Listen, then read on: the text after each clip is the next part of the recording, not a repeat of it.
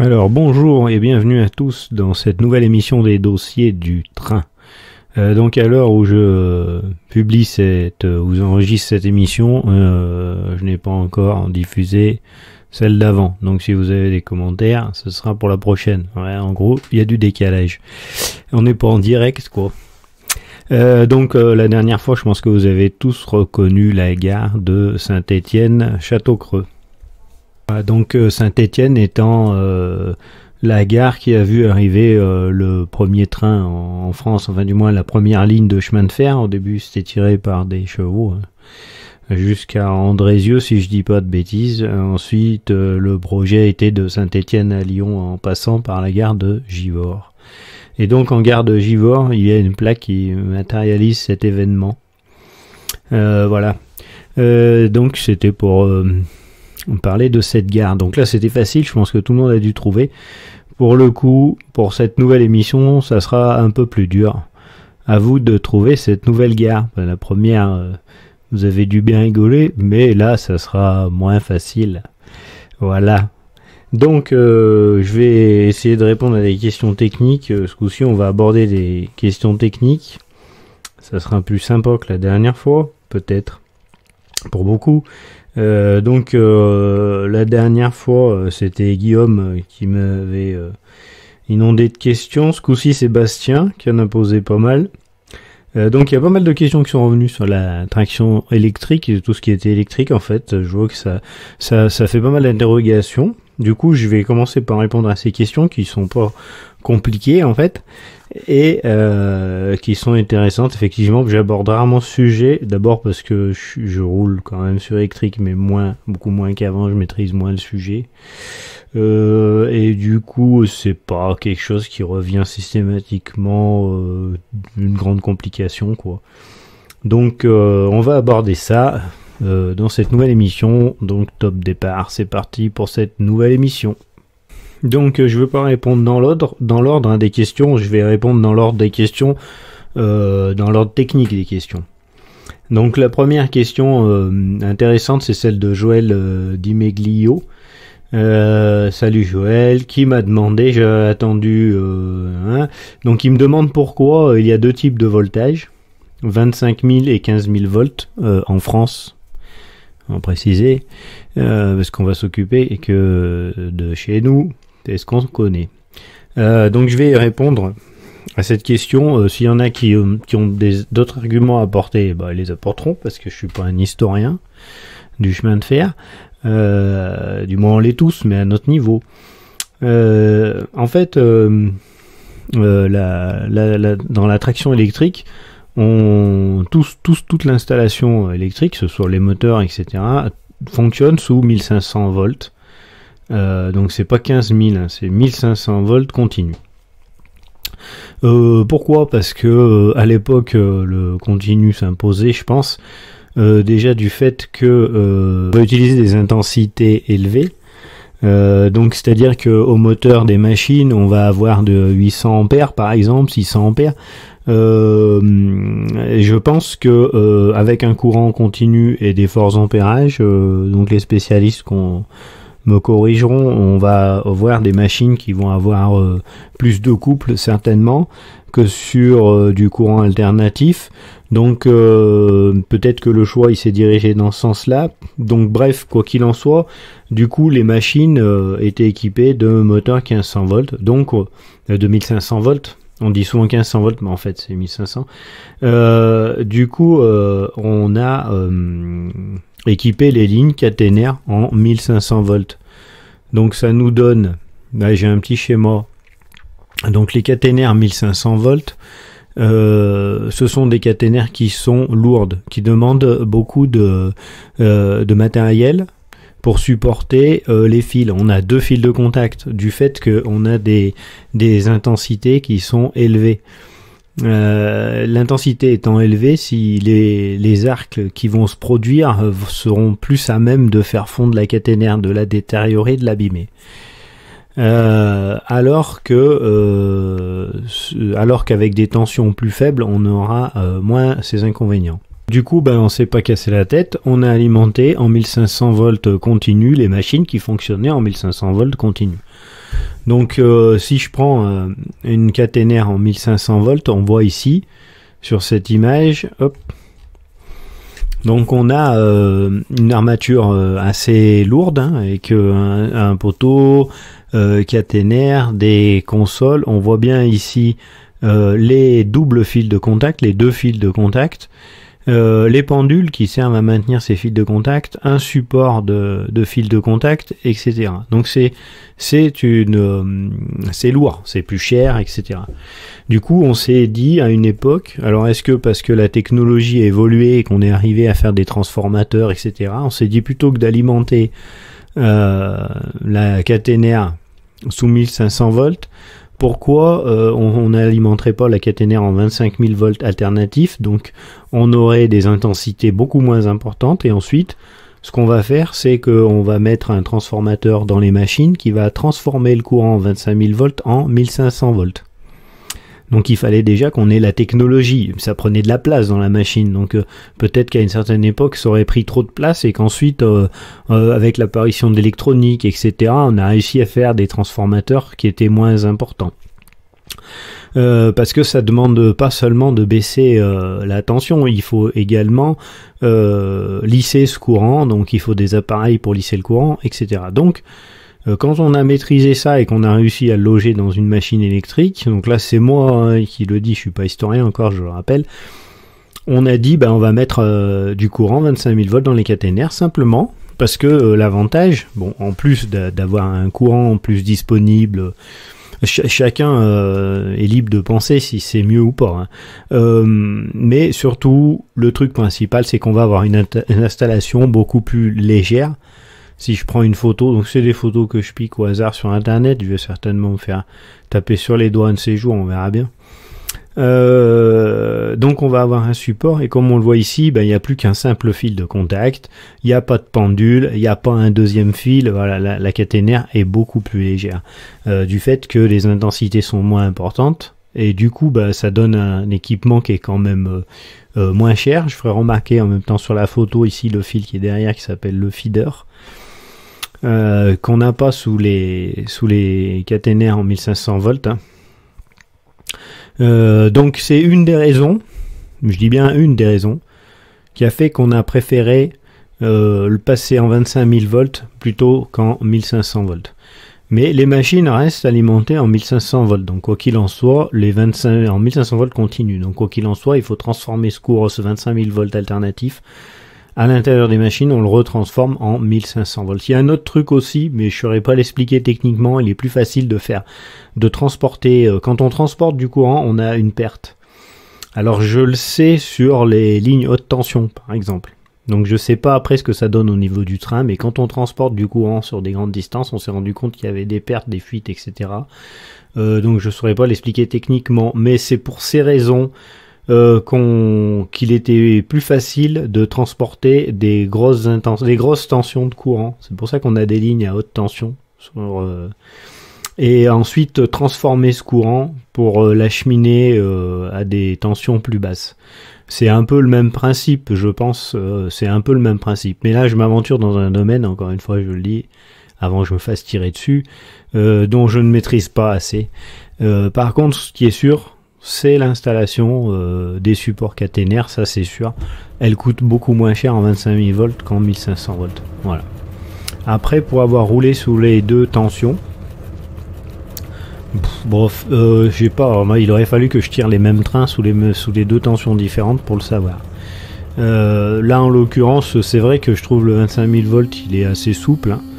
Mais c'est un peu la même chose. Quand on tire trop sur la caténaire, la tension elle baisse, et dès qu'il y a des sous-stations effacées, on n'a pas le courant suffisant. Après, au niveau pratique, je vois pas bien la différence, hein, mis à part que on va avoir les coupés courants comme j'ai expliqué la dernière fois. Donc finalement, l'un dans l'autre, hein, voilà.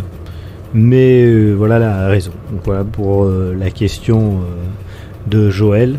Voilà. Et s'il y en a qui peuvent détailler un peu plus techniquement, n'hésitez pas, vous pouvez le laisser en commentaire. Ça intéressera tout le monde, y compris moi. Voilà.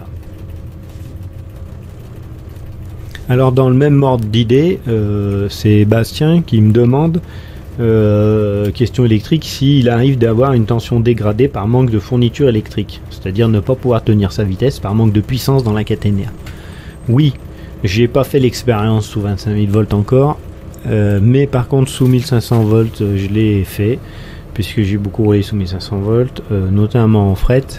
Oui, c'est-à-dire que en sous 1500 volts, quand on tire du courant, donc dans la caténaire, on va avoir à peu près 1700 volts dans la caténaire pour les 1500. Quand on tire parce que par exemple on a un train lourd, etc., on a les ampères-mètres de la machine qui montent et la tension ligne qui descend parce qu'on puise dedans. Si on est plusieurs machines dans le même canton à puiser, dans le même canton électrique à puiser, ça va baisser aussi. Le courant va se diviser par le nombre de logs. Donc il faut que les sous-stars, ce qu'on appelle les sous-stars, c'est les sous-stations qui sont reliées au réseau EDF et qui ensuite, par un transformateur, rebalancent sur les lignes électriques du train. Il faut que les sous-stars, elles puissent alimenter. Parfois il peut arriver aussi qu'on ait des effacements de sous-stations, c'est-à-dire que quand il y a des travaux à faire sur une sous-station, la SNCF ne va pas arrêter les trains, quoique maintenant ça l'arrangerait, mais à une certaine époque elle n'arrêtait pas les trains pour un oui ou un non. Du coup on faisait un effacement de sous-station et sur les documents on recevait une indication, c'était plus une indication, pas vraiment un ordre, de limiter l'appel de courant puisqu'il y avait une sous-station d'effacée, donc il fallait qu'on fasse attention, pas trop tirer dessus, pour laisser un peu de jus à tout le monde, parce que c'était les autres sous-stations qui devaient se partager le travail. Et comme ça, on peut faire des réparations sur une sous-station, ou une sous-station qui serait défaillante, ou un entretien périodique, peu importe. Parfois, même que toutes les sous-stations fonctionnent, et ben ça suffisait pas. Alors, donc là je vais parler un peu de la 6500, puisque la 6500 c'était la reine de faire tomber les sous-stars. C'est-à-dire qu'une 6500, si on tapait dedans, ça montait tellement en ampérage dans les moteurs, elle avait tellement de puissance cette machine, que la sous-station, elle baissait, et en dessous, alors, bon, pareil, les experts me corrigeront, parce que maintenant c'est un peu vieux dans ma mémoire, je crois que c'était 1200 volts, en dessous de 1200 volts, la sous-sta, elle pétait. C'est-à-dire que quand on descendait à une tension trop basse, au niveau de la sous-station, elle saute, donc c'est un disjoncteur automatique en fait, le disjoncteur saute, ça s'ouvre, donc il n'y a plus de courant dans la caténaire forcément, et il se referme tout seul, c'est-à-dire qu'il va faire un autotest, donc ça existe, on le fait même pour des grosses entreprises, et même chez vous, vous pouvez le faire installer, ça vous coûte cher, mais ça existe. C'est-à-dire que le disjoncteur, il se referme tout seul, mais avant il va faire tout un tas de vérifications, et ensuite il se referme. Sur les sous-stars, c'est ce qui se passe, donc après, les électriciens, ils en diront plus. Évidemment, on va dire que je vulgarise. Voilà, je cherchais le mot. Donc pour le coup, on va dire que je vulgarise l'électricité. Donc le disjoncteur, donc si la sous-star constate qu'il n'y a pas d'anomalie, il n'y a pas d'incendie, etc., le disjoncteur se referme. Donc c'est à peu près 10 secondes, je fais un truc comme ça. Le disjoncteur se referme. Nous, on referme le disjoncteur de notre machine qui a sauté, évidemment, parce qu'il a... il y a un QT qui détecte la tension ligne, a détecté qu'il n'y avait plus de tension ligne, il ouvre le disjoncteur, c'est une sécurité. Donc nous on va refermer notre disjoncteur, on prend notre traction en essayant de ne pas recommencer. Donc avec les 6500 ça arrivait souvent. Bon, c'est vrai qu'on était un peu en tort parce que des fois on cherchait forcément à tenir le 100 à l'heure par exemple, alors qu'on était en avance, donc on peut relâcher un peu de puissance, rouler un peu moins vite, et du moment qu'on fait l'heure, c'est suffisant. Donc quand on est plusieurs, je me rappelle à l'époque où les 6500 roulaient, donc sur la vallée du Rhône notamment, je parle pour ce qui est de la vallée du Rhône, et qu'on suivait au bloc, et ben on avait, quand dans le tas on avait une 6500, si par exemple il y avait plusieurs 22-200, 7002 qui roulaient, au milieu il y avait une 6500, on le savait. À la tension ligne on le savait parce que la tension ligne descendait grave. Et on voyait que d'un coup le mec quand il tractionnait, on voyait le voltmètre ligne qui chutait, on disait tiens il y a un gars avec une 6500 dans le coin, du coup il nous piquait le courant, et effectivement on peut pas tenir la vitesse, oui c'est vrai, c'est à dire que si on continue, au bout d'un moment si on veut vraiment chercher à tenir la vitesse, on va faire sauter la sous-stop, donc on le fait pas. Donc voilà pour répondre à cette question, la question de Bastien, qui est une bonne question, fallait avoir l'idée, mais c'est un fait qu'on rencontre facilement, réellement quoi, qui est assez courant. Alors maintenant, je vais essayer de répondre à la question de Antilave Gilles et cousin Yves. Gilles et Yves, ils m'ont demandé qu'est-ce qui se passe si on s'arrête sous une section de séparation. Eh ben rien de bon, faut pas s'arrêter dessous. Donc je vais essayer de reprendre l'explication. Donc en fait, une section de séparation. Alors là, je vais prendre un coupé courant. Donc dans le cas d'un coupé courant, je vais expliquer que c'était sous 25 000 volts. En fait, comme on est en courant alternatif, on a des phases différentes. Enfin, du moins les phases varient d'une station à une autre. Et si on passe avec le panneau levé et le disjoncteur fermé qu'on tire du courant, ça risque de pas le faire parce que on va ponter deux sections électrifiées qui vont pas avoir la même phase. Du coup, on est obligé de séparer ces stations, ces sections de lignes électrifiées en fait. Donc en fait, donc je suis obligé d'expliquer techniquement pour qu'on comprenne après. Alors donc du coup ici on voit les signaux qui représentent le coupé courant. On aura la même chose sur un BC Panto par exemple. Un BC Panto ça va être pour passer de 25 000 à 1500 volts par exemple, ou de 25 000 à 25 000 volts, mais dans d'autres conditions on va dire. Donc ici on va avoir de ce côté de la caténaire une phase 1 par exemple, et de l'autre côté une phase 2. Donc on met pas juste un sectionnement de caténaire au milieu, on est obligé de mettre une zone neutre, c'est-à-dire une zone de caténaire qui n'est pas alimentée électriquement et qui est séparée par des sections ici de séparation où le courant ne passe pas. Donc une zone neutre, ça fait moins de 100 mètres, donc à vue de nez je dirais 70 mètres, 50 mètres, 70 mètres peut-être. Mais ça je vous le donne au pif à peu près, donc c'est pas très grand, donc déjà bon bah c'est pas de chance si on s'arrête pile poil le pantographe sous la zone neutre.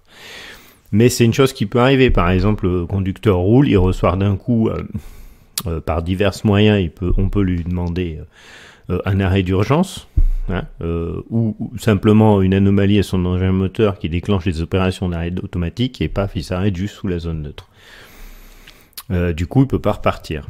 Alors j'ai fait des recherches et j'ai rien trouvé, donc à part aller voir directement les spécialistes qui s'occupent de ça, sinon j'aurais pas l'indication de ce qu'on m'avait vendu. Donc ce que je vais vous expliquer, faut le mettre entre guillemets parce que je l'ai pas confirmé.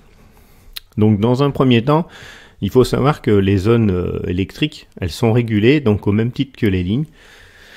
Donc le conducteur roule, il s'arrête au milieu de sa zone neutre. À ce moment-là, qu'est-ce qu'il va faire? En premier, il va appeler le régulateur des trains, des lignes, pour signaler comme quoi il est arrêté. Donc ça, c'est la base, le b.a-ba. À chaque fois que le conducteur il va avoir un incident, il va signaler au plus vite. Donc là, en l'occurrence, il est en pleine ligne, il appelle le régulateur, c'est celui qui gère la circulation des trains. Et il lui dit qu'il est arrêté. S'il doit repartir, il va lui dire « mais je peux pas repartir ». Parce que je suis arrêté pile poil sous la zone neutre et donc je peux plus alimenter ma machine avec mon pantographe. Donc à ce moment-là, il va essayer de rentrer en communication avec ce qu'on appelle le régulateur sous station, c'est-à-dire c'est le même principe que pour le régulateur qui régule les trains. On a un régulateur qui va réguler le réseau électrique.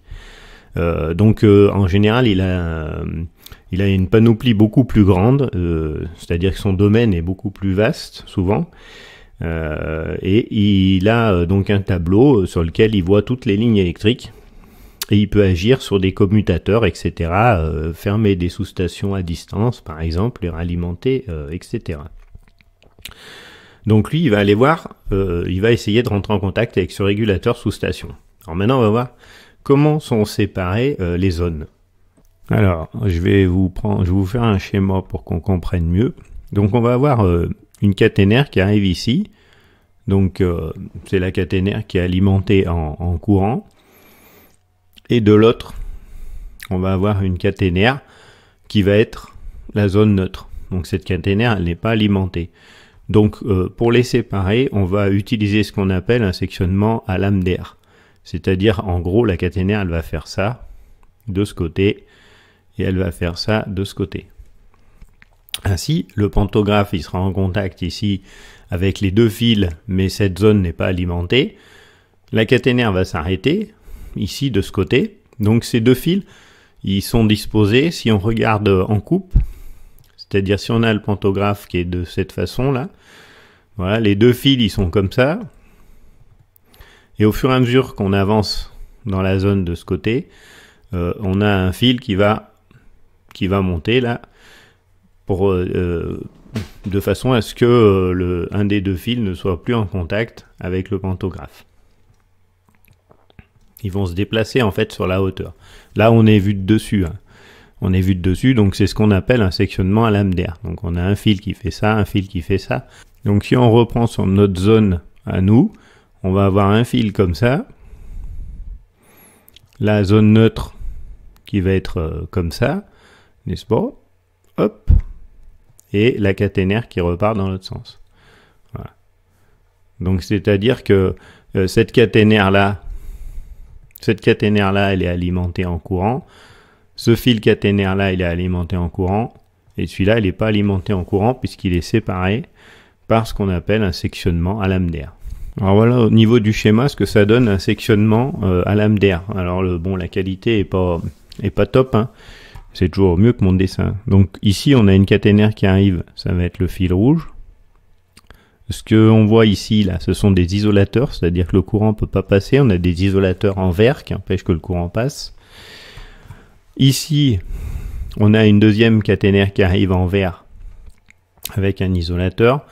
Donc cette caténaire de ce côté est sur une phase, cette caténaire de ce côté est sur une phase. Et ici, on a la section neutre en bleu, là, comme on voit. Et donc ici, le courant ne passe pas à cet endroit-là. Voilà comment ça se passe. Donc ça, c'est ce qu'on appelle des sectionneurs à lame d'air. On peut avoir également des isolateurs de section. Alors les isolateurs de section, la différence, c'est qu'ils sont moins encombrés. Donc on a le courant qui arrive d'un côté, hein, et pareil, donc ici, ce qu'on voit, c'est des isolateurs. Donc eux, soit en verre, soit en matériaux synthétiques, il n'y a pas de métal, donc la caténaire est accrochée de chaque côté et ils empêchent que le courant passe. Sur l'isolateur de section, on a des cornes pour souffler l'arc en fait électrique qui va se produire. Donc ces appareils ils sont beaucoup moins encombrants. Par contre, ils imposent souvent une réduction de vitesse. Donc on va retrouver ce genre d'équipement sur les sectionnements. Alors voilà exactement ce qu'on retrouve, c'est-à-dire que les fils des sectionnements d'isolateurs à lame d'air, de ce que j'ai pu observer, ils sont également reliés après avec des isolateurs de section. Voilà, on retrouve un peu toute cette machinerie. Donc pour comprendre, qui fait que on a un fil caténaire qui n'est pas alimenté au milieu de cette zone. Donc dans ce cas-là, si on a arrêté au milieu de la zone, alors à mettre entre guillemets, hein, donc le conducteur qui est arrêté au milieu là, avec son pantographe sur la zone neutre, il va rentrer en contact avec le régulateur, et le régulateur, ce qu'il va faire, c'est qu'il va alimenter la zone neutre dans le sens où se déplace la machine.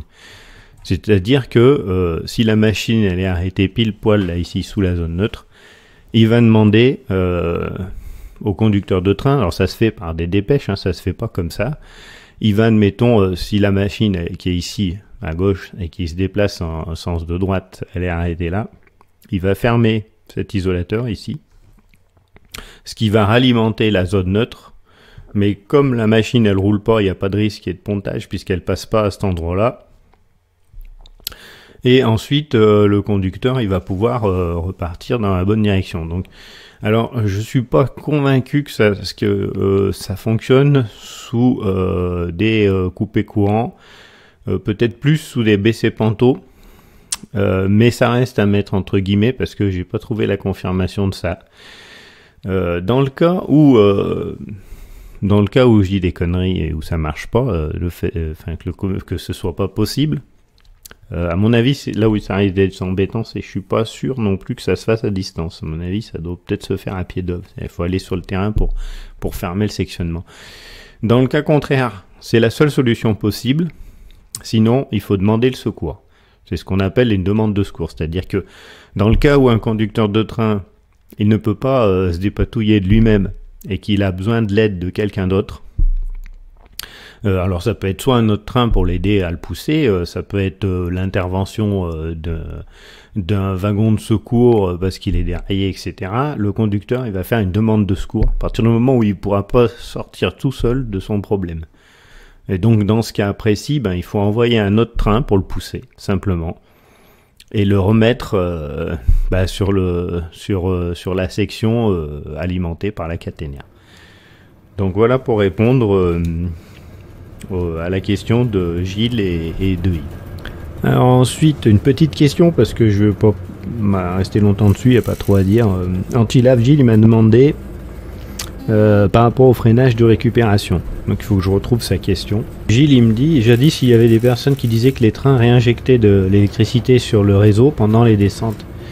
Donc j'avais fait une petite recherche pour découvrir que c'était faux, sauf que cela existait. Donc qu'en est-il vraiment? Effectivement. C'est vraiment un sujet pareil, s'il y en a qui ont des infos précises là-dessus, ça serait intéressant. Oui, ça s'appelle le freinage par récupération. C'est le seul cas que je connaisse. Donc pour ça, dans les descentes, ce n'est pas forcément les descentes. Donc en fait, j'explique le freinage. J'ai trouvé un schéma de moteur. Donc c'est pour les voitures. On s'en fout, le principe est le même. Donc un moteur électrique, c'est quoi? En fait, c'est un aimant. Donc comme ici, on a ici au milieu ce qu'on appelle le rotor, c'est ce qui tourne et qui entraîne les roues. Il a un pôle plus, un pôle moins, comme un aimant. Autour de lui, on va avoir un stator avec des bobines. C'est un schéma très simple et qui suffit pour comprendre. Quand on envoie du courant dans ces bobines, les bobines vont réagir comme un aimant. Elles vont créer des pôles en fait. Donc on sait très bien que deux pôles positifs vont s'éloigner, vont se repousser, alors que les deux pôles différents vont s'attirer. Donc on va faire en sorte que les pôles s'éloignent l'un de l'autre pour créer une rotation. C'est comme ça que ça fonctionne. Bon. Si on fait l'effet inverse, c'est-à-dire qu'on arrête d'alimenter notre circuit électrique externe, donc le stator, mais qu'on fait tourner l'aimant, du fait qu'on a des bobines qui se trouvent à proximité de l'aimant, cet aimant il va créer un champ magnétique en gros, et donc il va fournir de l'électricité. C'est le principe de la dynamo de vélo. Donc cette électricité, si on l'utilise et qu'on la consomme dans des résistances de freinage, on va créer une résistance justement. Donc si on la fait passer dans des résistances, ça va faire une résistance, ça va freiner le moteur, le mouvement du moteur. Donc c'est ce qui se passe, c'est ce qu'on appelle le freinage électrique. Donc le freinage électrique sur une machine, on inverse le système électrique, on arrête d'alimenter nos moteurs, et c'est les roues qui continuent d'entraîner le moteur, parce que sur un train, je le rappelle, électrique, il n'y a pas d'embrayage, c'est-à-dire qu'à partir du moment où on arrête de tractionner, le moteur tourne quand même. Ce moteur, et c'est vraiment des gros moteurs, vont se mettre à produire un courant qu'on va envoyer dans des résistances de freinage qui vont justement opposer une résistance à la rotation. Donc sous les 22 200, on les retrouve en toiture. Enfin, elles sont dans la machine, mais en partie haute. Donc ces résistances, elles vont freiner la machine. Bon, on s'est dit plutôt que de dissiper cette énergie dans la nature, on va la renvoyer dans la caténaire. Ce qu'on appelle aussi le freinage par récupération. Notre petit schéma que j'ai trouvé. Donc le courant, on va le renvoyer dans la caténaire, et ce courant pourra être utilisé par d'autres machines, etc. Donc il faut savoir que c'est je ne vais pas en dire beaucoup parce que je connais pas trop, mais c'est quelque chose qui existe depuis très longtemps. Par exemple, si on prend la ligne Béziers-Neussargues, qui est une des premières lignes électrifiées en France, donc avec une caténaire type MIDI, c'est les caténaires, vous savez, qui sont inclinés. Cette ligne était équipée de courant par récupération.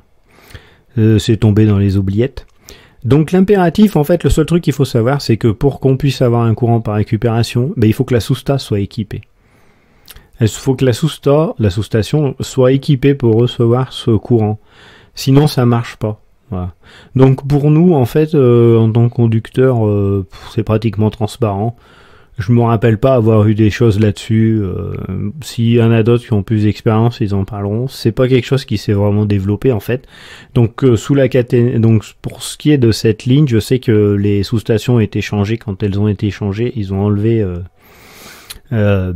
cette possibilité d'avoir ce freinage par récupération.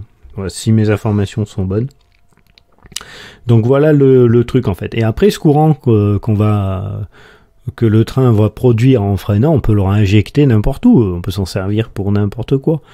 Mais normalement, il est réinjecté dans le réseau et il va servir aux autres trains qui vont eux tractionner, par exemple. Donc effectivement, oui, c'est quelque chose qui existe et pas forcément développé, mais en tout cas qui est pratiquement transparent pour nous, quoi. En tant que, enfin, je veux dire dans la manipulation de la conduite, nous on le voit pas, mais par contre c'est vrai que c'est une possibilité bon, il faut mettre les moyens pour qu'elle fonctionne, c'est tout, et envoyer ce courant dans la caténaire. Voilà.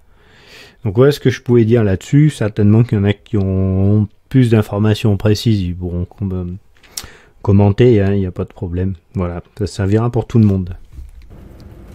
Alors maintenant, je vais répondre à Guillaume, à Scout toujours, qui m'avait, la dernière fois on en avait parlé, est-ce que la neige va faire ralentir les trains? J'avais dit, hors de question qu'on ralentisse, etc. Bref. Donc il m'a posé le problème de, sous la neige, les projections. Effectivement, j'y pense pas assez souvent, il y a des trains qui roulent plus vite que les miens, faut croire. Effectivement, on peut avoir ce qu'on appelle un phénomène de projection de glace et de ballast qui demande l'abaissement des vitesses. Faut que je pense plus souvent au TGV parce que j'y pense pas assez souvent. D'ailleurs, on m'a fait remarquer aussi qu'il y avait des sectionnements, des changements de courant, sectionnement de 25 000, 25 000 quand on passe de ligne classique à ligne TGV. Effectivement aussi, j'ai pas pensé. C'est vrai parce que la LGV, elle a sa propre alimentation, donc on va pas la ponter avec le réseau classique. Donc il faut bien baisser les panneaux et relever les panneaux. Ouais, c'est des baisser panneaux, je crois. Ouais. Ou des sectionnements, je sais plus. Enfin bon, c'est du TGV. Hein. Donc pareil pour les projections de neige ou de glace. Projection, alors nous on dit projection de glace ou de ballast parce que c'est les deux mêmes procédures pour nous. Mais ici on parle de glace. Pourquoi? Parce que dès que ça impacte le TGV, forcément, plus un train roule vite, plus un incident va créer un retard important. C'est normal. Je vais dire, dès que la vitesse est réduite, le temps de trajet il double. Si on passe de 300 à 160, alors que nous, si on passe de 80 à 50, ça va pas changer grand chose. Donc c'est pour ça que souvent on parle des incidents sur les lignes LGV et pas forcément sur les lignes classiques. Moins le train roule vite, moins on va en parler. Et en même temps, tout le monde s'en fout. Donc si on a une heure de retard sur un TER, on s'en fout. Par contre, dès qu'un TGV il a une heure de retard, alors là ça fait TF1 20 heures. Ça aussi c'est une réalité. En fait, quand il neige beaucoup, la neige va s'accumuler sur le train et elle va geler du fait qu'il y ait le vent. Quand ces blocs de glace atteignent une certaine charge et la neige s'amoncelle, ces blocs de glace peuvent se détacher, surtout au croisement des trains, quand les trains vont se croiser et à ce moment-là être projetés exactement comme un caillou et ils peuvent traverser les vitres, etc., faire des gros dégâts. C'est pourquoi on a une réglementation spécifique pour la neige qui impacte pas la vitesse normalement, sauf dans quelques cas, notamment dans celui-là. Si on constate qu'il y a des projections de glace parce que la neige s'accumule, on le signale et la vitesse des trains va être abaissée. De façon à ce que cette glace, elle remonte pas jusque dans les vitres, etc. et qu'il n'y a plus ces incidents. Bon.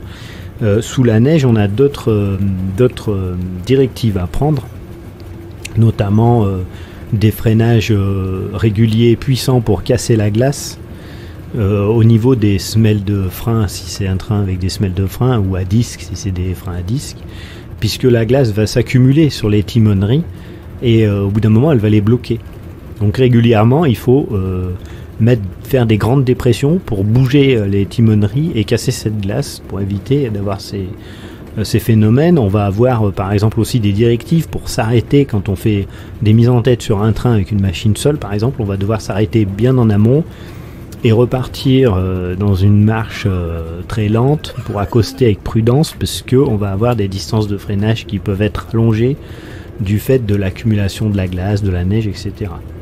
On pourra parler, mais on en parlera une autre fois, on peut en parler une autre fois, faire un sujet là-dessus, sur la présence de givre sur la caténaire, qui fait aussi parler de ces phénomènes.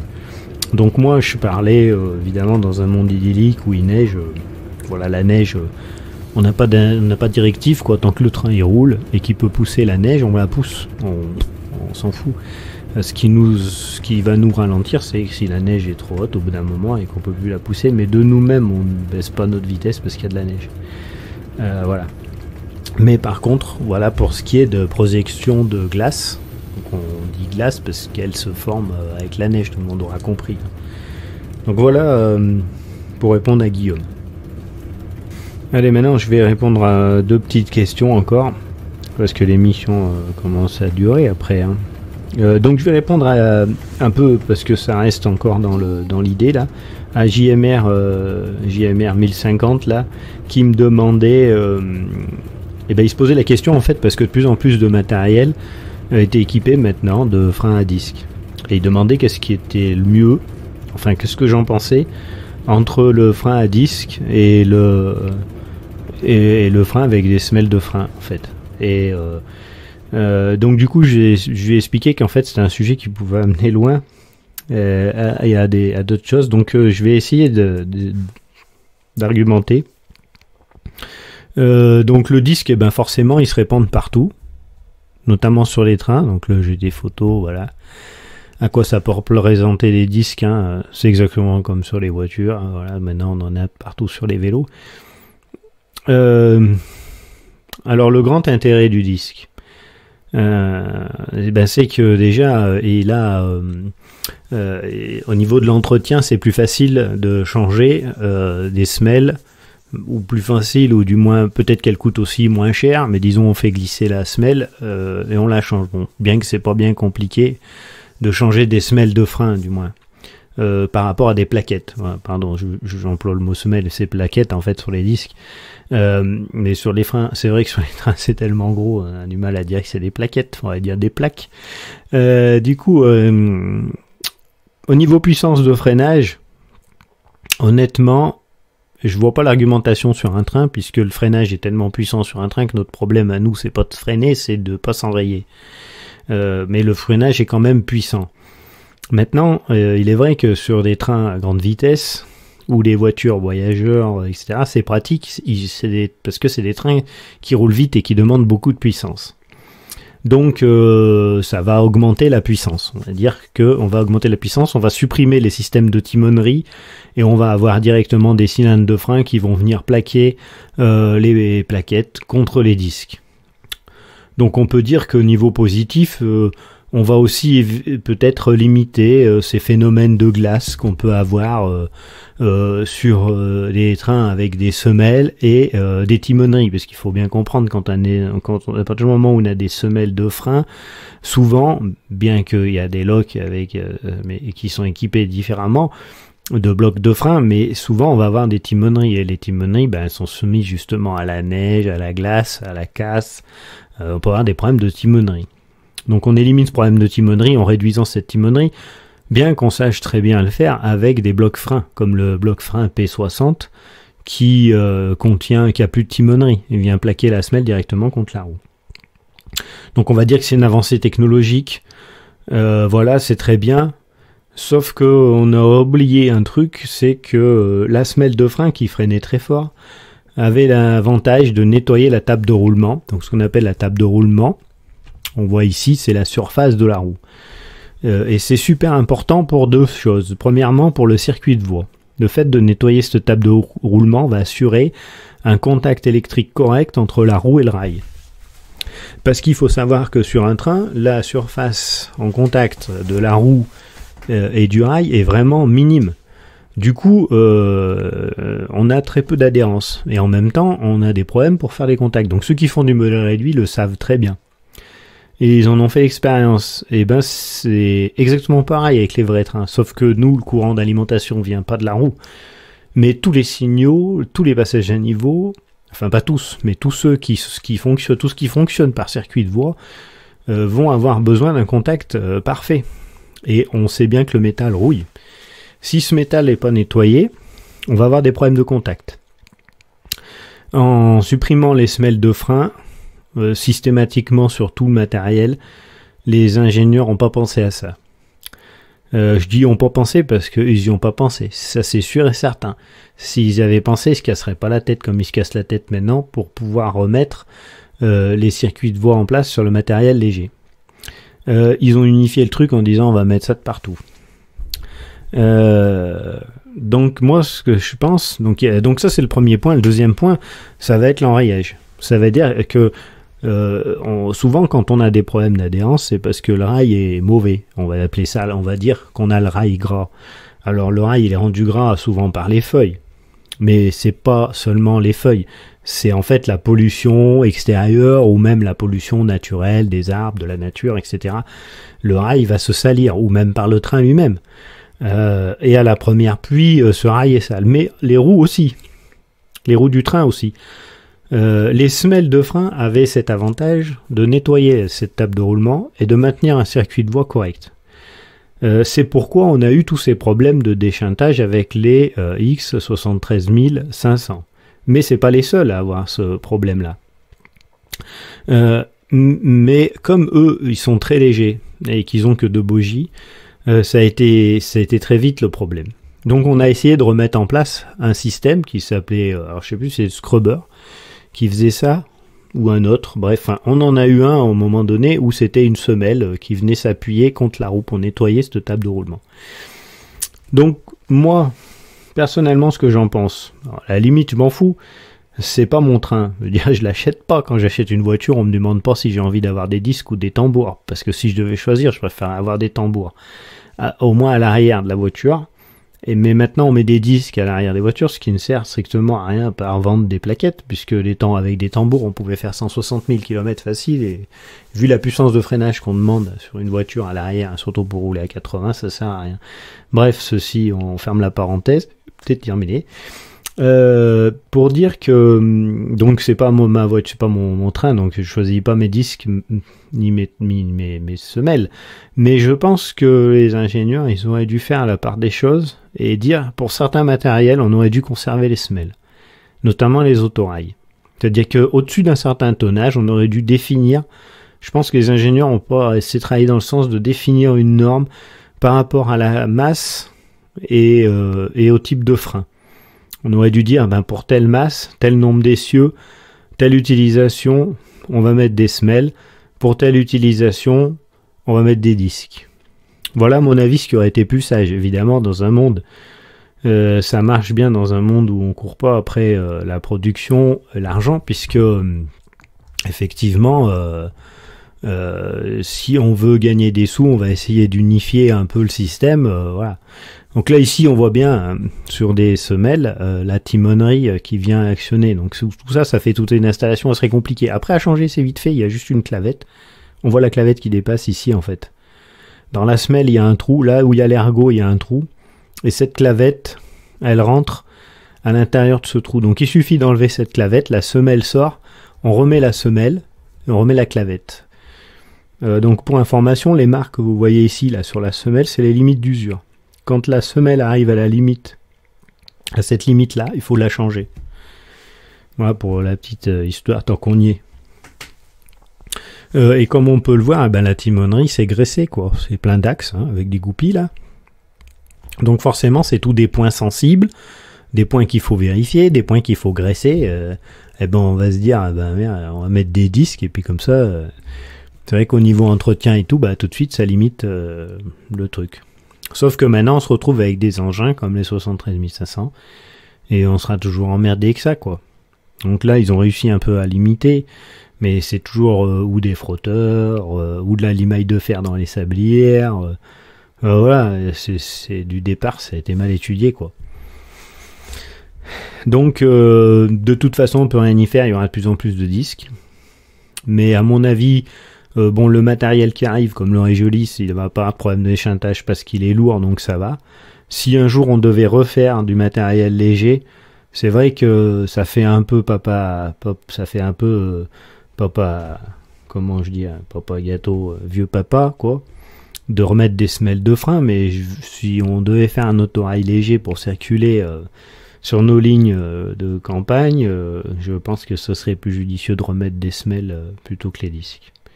Voilà, surtout pour des vitesses qui sont réduites. Malheureusement, quand on fabrique un autorail, on ne le fabrique pas pour un type de ligne, il va inonder tout un pays, voire toute l'Europe, donc on est obligé de faire quelque chose qui, s'il est apte à 140, il est apte à 140, on va faire ça pour tout le monde.